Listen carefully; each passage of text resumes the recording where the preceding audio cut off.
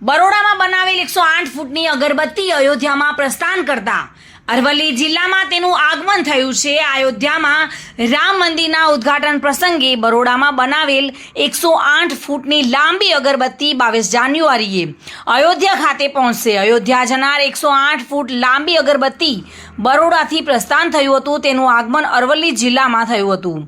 અરવલ્લી જિલ્લાની ધર્મપ્રેમી રામ ભક્તો દ્વારા ખૂબ જ ઉમળકાભેર 108 ફૂટ લાંબી અગરબત્તીનું ભવ્ય સ્વાગત કરવામાં આવ્યું હતું। મોડાસાના તમામ રસ્તાઓ પર ઠેર ઠેર 108 ફૂટ લાંબી અગરબત્તી તથા તેમાં સવાર રામ ભક્તોનું ભવ્ય સ્વાગત કરવામાં આવ્યું હતું।